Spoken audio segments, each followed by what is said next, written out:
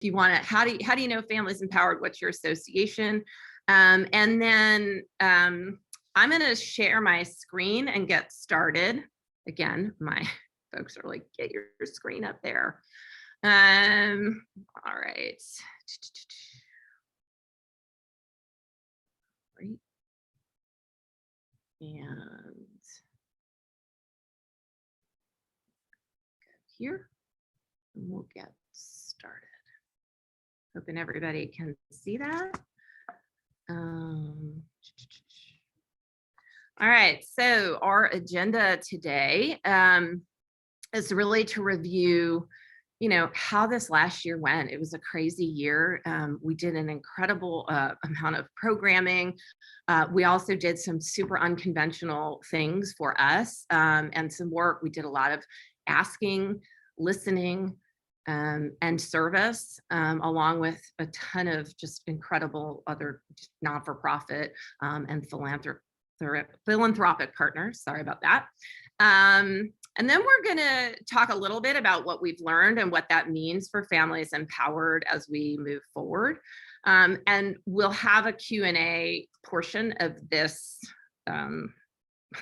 discussion. Normally we would do these at like at a United Way, and these are really interactive, and we have box lunches and people ask questions. So we do want to encourage you all to ask questions as items come up. We have some staff who will be answering in the chat, but also we will try to carve out a little bit of time where we can talk at the end of this.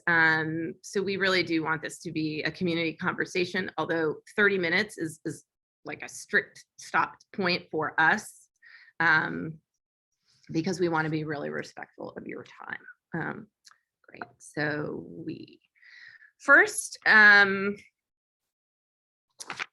to say this time last year, all of us were in the same boat, the entire globe, right? Like our countries were shutting down, our schools were shutting down, our businesses were shutting down, our non-for-profits were shutting down. And there was just a lot of uncertainty and a lot of fear and chaos just sort of consistently across the board. And Families Empowered we were in the same boat that everyone else was in. We had a ton of uncertainty about what the pandemic would mean for our work, would mean for the safety of our staff, would mean for our school partners and our other community partners. And rather than just sort of deciding to continue to do the school connection and parent service work we had done historically, we felt like we had incredible access to families and the privilege of 10 years of service, which gave us a lot of credibility and trust to be able to ask families, particularly the most resource-constrained families and non-English speaking families, what they needed. So we made a decision really last April. March was kind of oh my gosh, what is happening? And April was like, what does this mean for us? And rather than making it up, we decided to ask parents what they needed. And so really from April till now, and we're continuing to do this, we conducted 4 what we call micro surveys and collected sort of 5 bodies of information.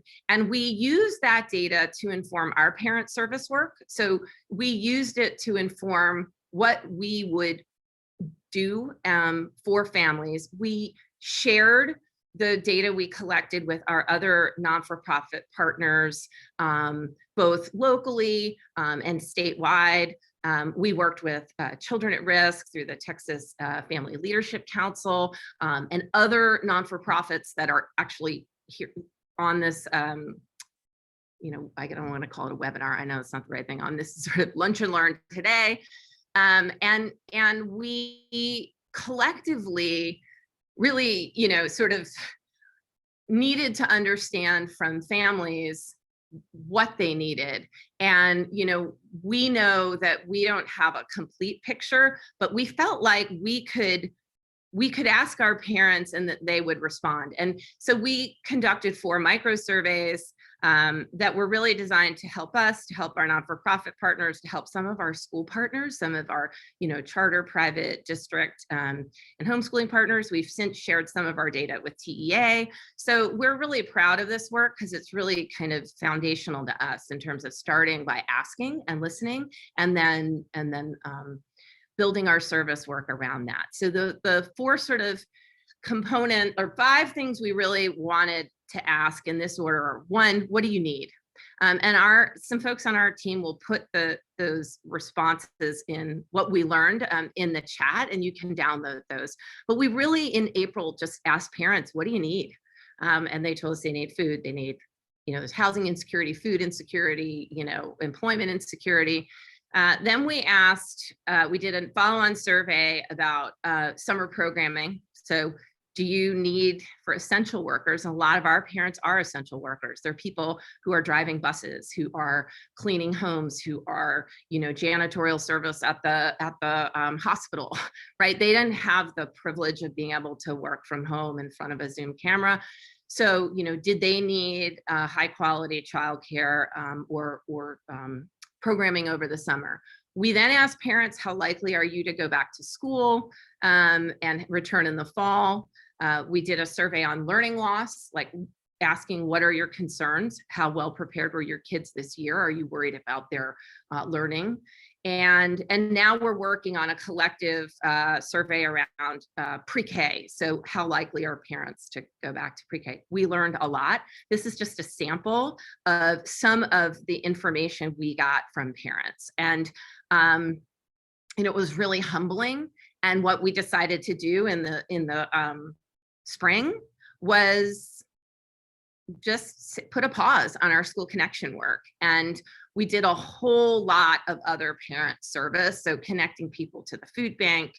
We, through our partnership with Stand Together, we were able to provide direct cash assistance to parents, which was really impactful for them and allowed us to provide some very small relief, connected, families to information about all kinds of things, including, medical information and other stuff. So that was a little bit of a pivot. And then really in July and August, we started to panic a little about school and what was going to happen.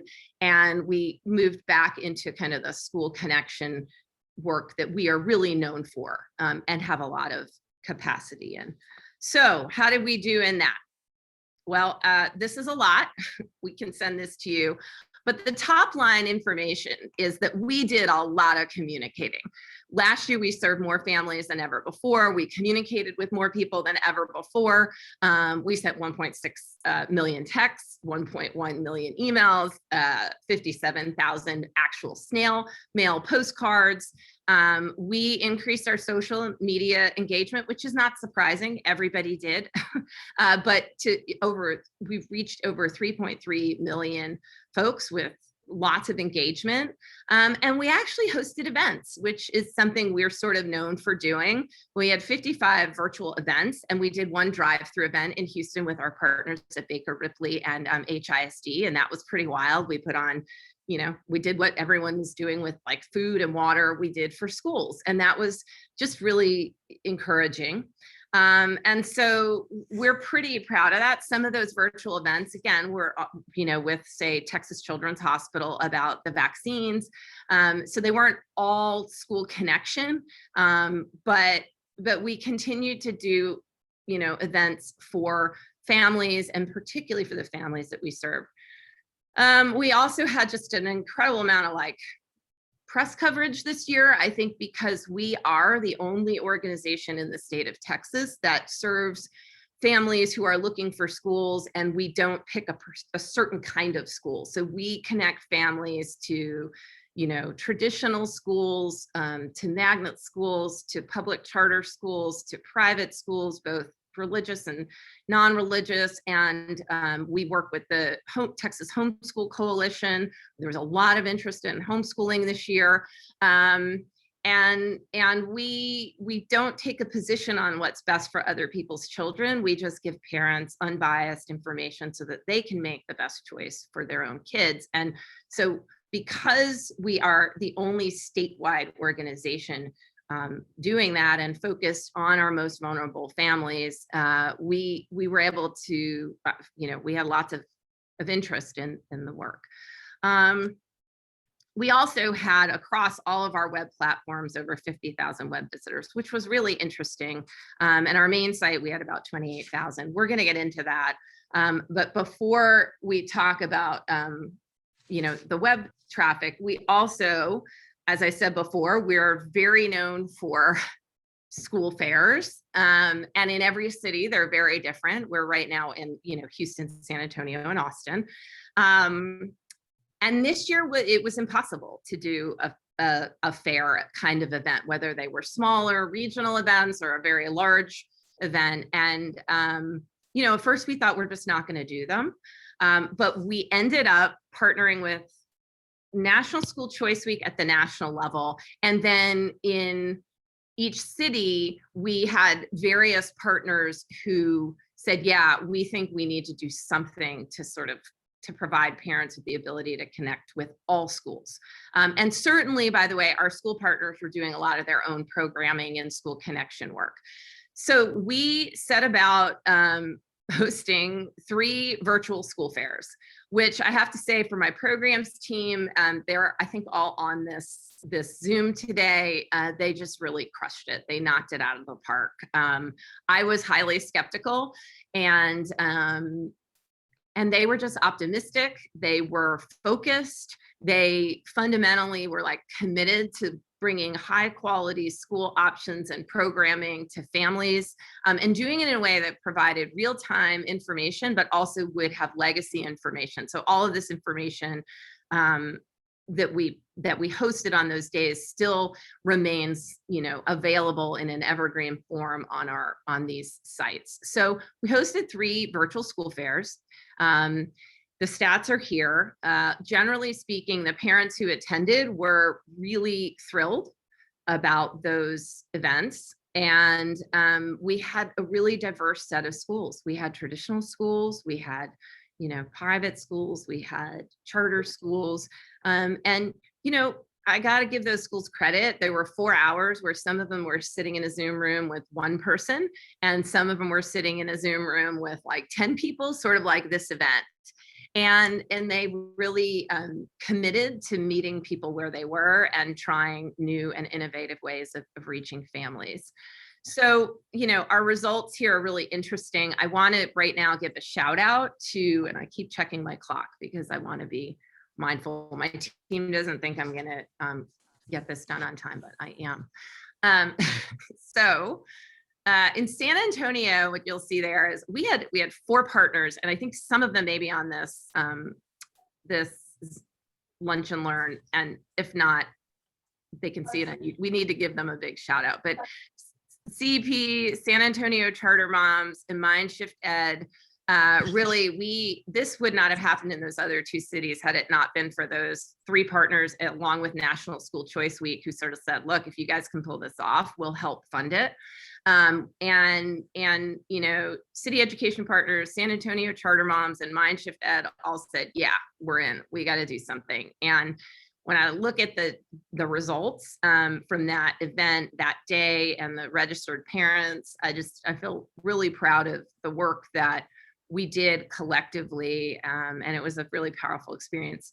That also led the way in Houston. We had some really cool partners as well. We worked with CompuDot, YMCA, Avance, Boys and Girls Club, Texas Children's Hospital, and then Community Health Choice, really to promote the event and to encourage families to attend. And so, I think in the midst of this really terrible year, what we experienced were non-for-profits that came together, and other school organizations and parent service organizations that came together and just said, we need to figure out how we can actually work together, and support each other and lift each other up, and more is more, and our families need all of us. And I think we did some really good work. So very, very proud of that. We also have our apply sites. So this is really interesting. And for all the folks, this is where people are going to go, what? So the real question is, what's going on with school applications? We've known so nationwide, and I would say globally, there are children missing. Oh, hey, there's Marie in the waiting room from the YMCA. But there are kids missing, fully missing from school. There are kids who didn't enroll, who we expected to enroll in the pre-K and elementary level. And everyone sort of expected a little bit of chaos. And I think our data really highlights what we all know, which is like there's a lot of ambivalence on the part of families to potentially commit to next year. So I want to talk through what we learned. We do, for those of you who are new to Families Empowered, we host 3 sort of application sites, one in Houston called Apply Houston, one in San Antonio called Apply San Antonio, and one in Austin called obviously Apply Austin. And what those are either landing pages or actual sites where families can go and find multiple schools and apply to multiple schools. They're set up a little differently. So in Houston, families can actually fill out applications on that site. So we have a lot more data there, and we've learned a whole lot. In San Antonio and Austin, those are kind of landing pages where we have schools that really want to sort of be together, and we promote those sites so that families can find, a whole bunch of schools in one page, but we don't actually track the application submitted.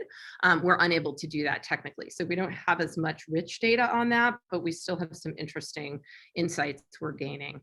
So here's what we learned. This year at Apply Houston, you can see we had a 419% increase in folks who visited Apply Houston. That's like mind-boggling, right? So I look at that and I think, wow, we did a pretty good job promoting that site, connecting with families, and driving people there. So a 419% increase in any industry is like a big thumbs up, right? And it means to us people are looking. Here's the challenge. We had a 63% decrease in submitted applications. So we don't know what that means. The real question is, why didn't people apply or submit an application relative to that kind of increase? We're going to be working very diligently to try to answer that question. It's a big question and it's a worry, not so much for Families Empowered, but I think it's reflective of the ambivalence people have to either change schools or re-enroll in schools or, really commit after this pretty difficult year for everybody, teachers, parents, and kids. So I think parents are in a sort of a wait and see, and we can talk a little more about that. We have a lot of questions that we want to answer, and I know our school partners do too. In San Antonio, we had an increase. So that of folks who visited Apply San Antonio. That actually tracks, we think, with just the incredible kind of partnership we had with organizations in San Antonio who are all saying the same thing, whether it was, CEP with the sort of supporting, district innovation schools, or, Inget, the San Antonio charter moms. And we all, in Mindshift Ed, we were all really focused on helping parents think through next year.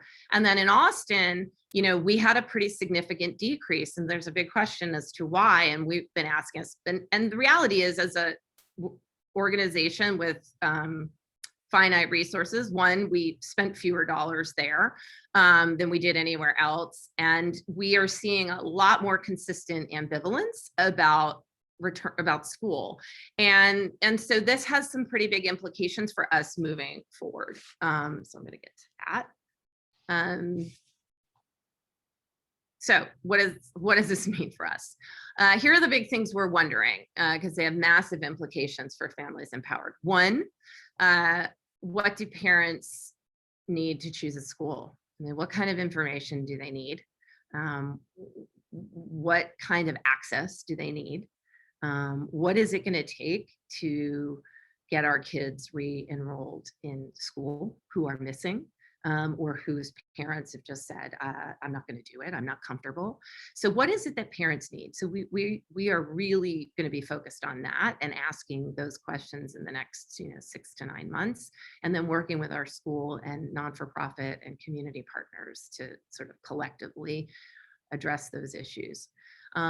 Two, how likely are we to see enrollment numbers rebound to pre-pandemic levels this fall? So, like everyone, again, I keep just saying we're very concerned about enrollment gaps. And the big question is everyone just going to sort of re-enroll this fall? Or are we going to see enrollment numbers that just stay flat? We don't know. We have some hypotheses, and I'll get to that in the next slide. And then what does that mean for us, right? So what do these mean for our strategy? One, Families Empowered will be expanding our parent insight services and work. So we are going to spend those surveys we did just as a natural outgrowth of the pandemic, which we had done sporadically in other years. We're going to really commit to doing. So instead of, sort of doing 4 surveys as problems crop up, we're going to be doing a survey every other month. And those micro surveys are really a digital survey paired with a phone survey. And so we're going to be engaging in that. Anyone on this, Lunch and Learn who's interested in that work, please let us know, reach out. Because there's a lot we need to all collectively know if we're going to kind of rebuild. How likely are we to see enrollment numbers? So what does this mean for us? We think it's going to take 18 to 24 months. We're hearing a lot of ambivalence still from parents. 30% of parents we've talked to who have pre-K age kids, and this tracks with what we heard on the Good Reason Houston and Early Matters webinar. There wasn't a webinar, their Lunch and Learn. This is what the state is saying. 30% of our families are still not necessarily going to enroll next year in pre-K or kinder. And, we have a whole group of high school kids who've just been gone. So we're not convinced they're going to magically appear in the fall. So this means for us a multi-year, really collaborative effort around re-enrolling. It means year-round school support services. So for the former staff folks who are on this, that means we're not just normally we do, lots of school connection work from kind of, October to February. And then we are able to, that's sort of the period when parents look and apply to and then consider and commit. And then the April to September is a lot quieter. We think we're going to be doing school connection work year round, at least for the next 24 months. And so we're going to launch a Re-Enroll Texas project. We also want to do a deep dive into pre-K and kinder enrollment with partners in all 3 cities, because we really understand the value of pre-K and we want to see those numbers rebound. And then for us, that means doubling down on partnerships where we had strong community partners. We had really consistent parent engagement. And I think the ability to connect parents with schools more positively. And so we're going to double down on our community partners. If we are not partnering with you and you'd like to partner with us, please be in touch. And then we are also going to grow the number of families we serve, because we've proven we can, and we think we're in a great position to continue to do that. And we'll be expanding to Fort Worth. So that's the big reveal, is we're also expanding to Fort Worth. So very excited about that. I've got 4 minutes. And we've got Q&A. I'm going to stop my share. I've talked faster than I've ever probably talked in my life. And I see, there's Marie. Marie, you missed it. I gave the YMCA a big shout out. You guys have been an amazing, amazing partner this year, and we're looking forward to continuing to work with you guys. But this is, if you have questions, we'd love to see them in the chat. I'm not sure if we have answered those. Can food banks in these markets create opportunities to reach families to promote re-enrollment? Actually, that's a great question. And I think that's it's absolutely possible, Melanie. So we ought to be reaching out and talking about that. Can we get the slide deck? That's from Eric. Yes, Eric, we can send you the slide deck. We would love to do that. School leader and enthusiastic director of family engagement. Yes. Hey, Barb, good to see you. There's Leah. One other thing I have to say is that we also, this is a really fun note, was we also through, our some individuals and foundations were also able to provide 30 families, not only with Christmas gifts, which is nice and touchy-feely, but with food. And HEB was really helpful, but with food. And then we also had one of our supporters who paid for 3 months rent for a family. We replaced beds. So we've done a lot of really good community work this year. And as I said before at the top of this, we provided direct cash assistance to hundreds of families, and that was really needed. But yeah, I think there's a lot of potential for partnerships. So our big takeaway from this year was, if there is one, parents are really still ambivalent about returning to school. And we are really committed to helping parents consider all of their options, and know what those are, and know how to navigate those. We're also really committed to hearing and learning from families so that we can feed that information back into, our community partners who are doing good work. Links to previous surveys on websites. That's a great question, Marie. I don't know if those surveys are on our website. Will we be, Jessica post, supporting schools through targeted phone calls and email campaigns support? Yes, we will. Thank you, Jessica, for that. So we do a lot of enrollment support. So we provide schools that are struggling with enrollment. We do provide targeted email campaigns. We provide, phone calling campaigns. And so we've continued to do that through this entire year. And we will continue to do that. But what we are most concerned about right now is really the,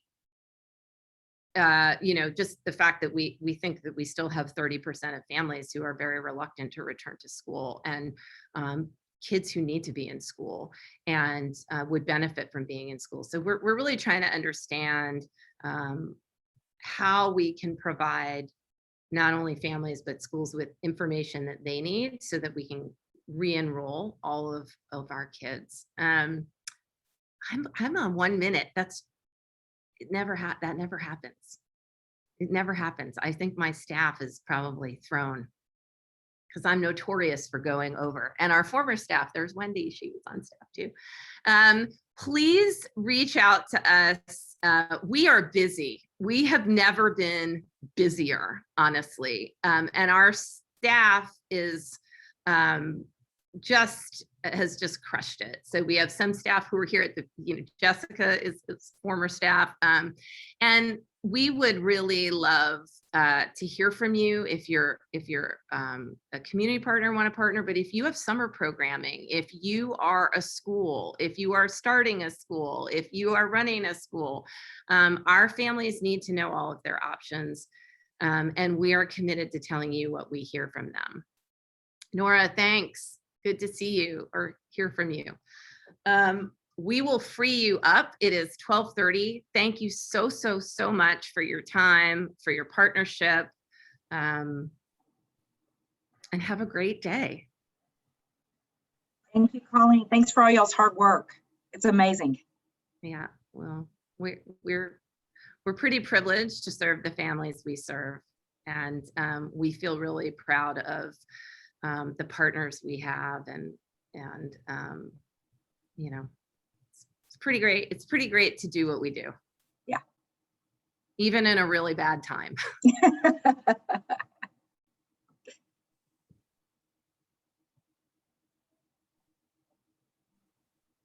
Thanks, Colleen.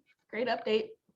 Hey, well, I'm going to see you soon, I think. Yes. And you know what? Thank you. I know you're working your butt off at the mayor's office, and you guys have had a wild year too. So we need to get together too to figure out how we can more tightly partner up. Absolutely. Good to see you. You too.